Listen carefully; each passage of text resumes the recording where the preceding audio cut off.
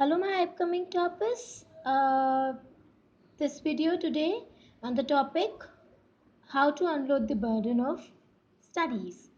दरअसल स्टडीज़ तो ऑब्वियस है, किसी भी एंगल से बर्डन नहीं होती है। वो एक्चुअली हम जो है उसे दूसरी तरीके से विजुलाइज नहीं कर पाते हैं। इस वजह से वो हमारे लिए हैवी होते हुए एक बर्डन हो जाती है। सो यहाँ पे जो आज का टॉपिक है वो है इस बारे में आपको अवेयर कराने के लिए कि एक्चुअली में हम जाने अनजाने में क्या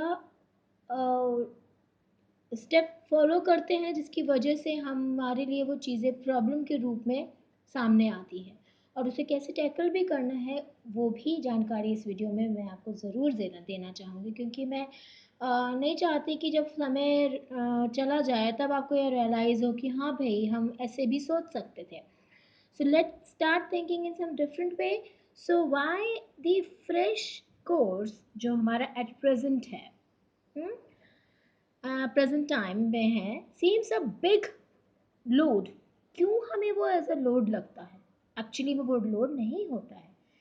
सो let come to this pie diagram. इस पाई डायग्राम के थ्रू मैं आपको समझाना चाहूँगी कि जो most of the orange coloured portion है जो कि 55% लिए हुए है, एंड देन उसमें से जो ग्रीन कलर पोर्शन है 20% कवर किए गए हैं, and then 10% blue portion, 10% pink portion. Yes, right. और जो लेफ्ट आउट है वो है 5%।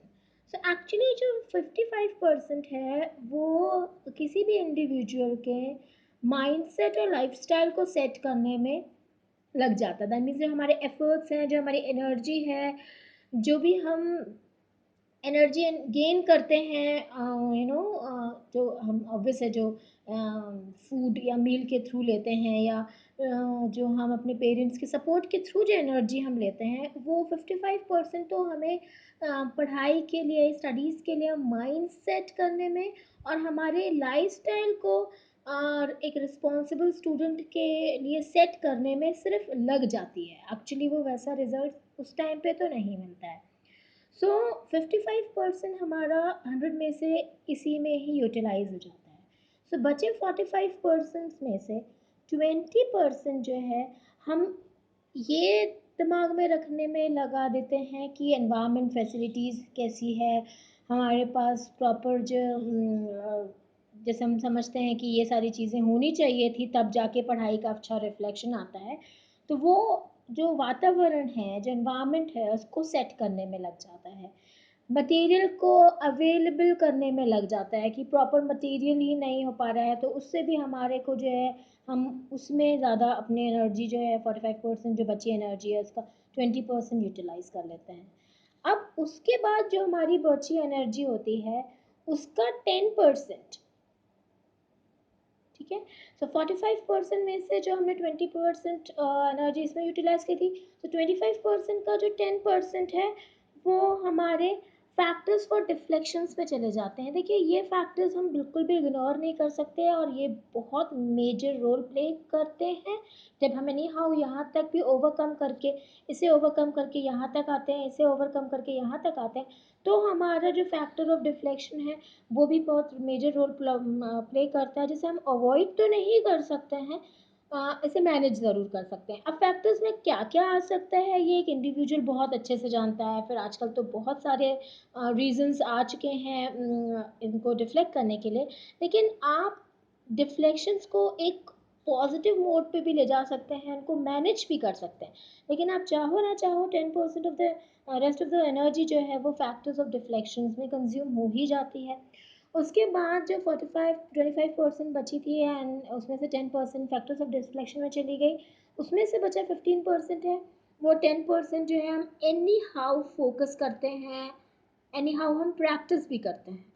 ये जो एनी हाउ प्रैक्टिस है उसका जो 5% इसमें निकल जाता है और सिर्फ 5% रिजल्ट ही हमारा एज अ आउटकम शो होता है। मीन्स कि जो हमारे एफर्ट्स थे, जो हमारे 100% एफर्ट्स थे, जो हमारे 100% एनर्जी थी, जो हमारा 100% सपोर्टिंग एनर्जी थी, उसका हम 5% ही आउटकम में निकाल पाते हैं।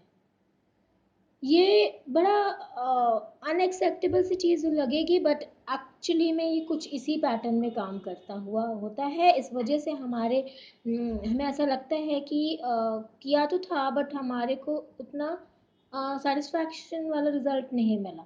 खुद को भी नहीं अच्छा लगता है, और ऑब्वियसली हम दूसरों को जब बताते हैं, फैमिली में जब शेयर करते हैं, तो भी हम अनएक्सपेक्टेड एक्सप्रेशन लिए होते हैं कि पता नहीं क्या हो गया।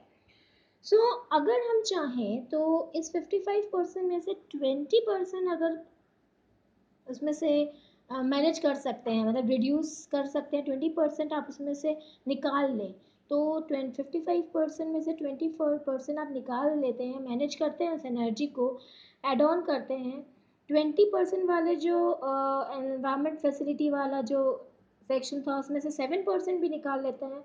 Any how factor for deflections को भी आप मैनेज करते हो, 4% तक मैनेज कर लेते हो। एनी हाउ फोकस और प्रैक्टिस को थोड़ा सा और एड ऑन करते हो, 4% तक एड ऑन करते हो, तो हम अपने आउटकम्स में सीधे सीधे 35%, दैट मीन्स 7 टाइम्स इंक्रीमेंट ला सकते हैं। ये जो पाई चार्ट है, आप एक डेली बेसिस पे भी आप इसको चेक कर सकते हो, तो आप देखोगे कि हाँ, काफ़ी हद तक हम हमारा टाइम एनर्जी जो है वो ऐसे चीज़ों में एंगेज कर देते हैं। तो इसी एंगेजमेंट को आप 35% तक बाउंस अप कर सकते हो, इनफैक्ट उससे ज़्यादा कर सकते हो, क्योंकि जैसे जैसे आपकी पढ़ाई बढ़ती है, एक्चुअली वो ये चाहते हैं कि आपके जो भी फैक्टर्स हैं, एक रिस्पॉन्सिबल स्टूडेंट्स होने के नाते जो इफेक्ट डाल रहे हैं, उन फैक्टर्स को कम कीजिए और रिस्पॉन्सिबिलिटी को इंक्रीज कीजिए। ये एक बहुत ही अच्छा मैसेज है। तो बहुत सारा जो पॉसिबल एरिया है वो है ये ऑरेंज कलर वाला एरिया।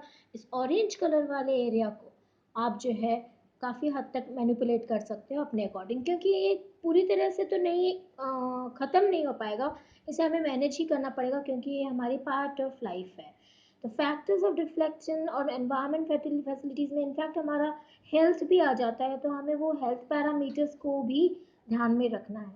तो आई होप कि बहुत छोटी बात लगेगी, लेकिन काफ़ी सेंसिटिव बातें हैं, जिन पे आप थोड़ा भी फोकस करोगे या उस हिसाब से शुरू में स्टेप बाय स्टेप करने की कोशिश करोगे, तो आप देखोगे कि आपके आउटकम के जो रिजल्ट्स है वो सो मेनी टाइम्स जो है बाउंस अप करके आपको मिलेगा, और जिससे आप तो बहुत सेटिस्फाइड फील करोगे, आसपास का एनवायरनमेंट आपका पॉजिटिव होगा, और ऑब्वियस है कि अप्रिसिएशन तो फिर कहीं भी नहीं जानी है।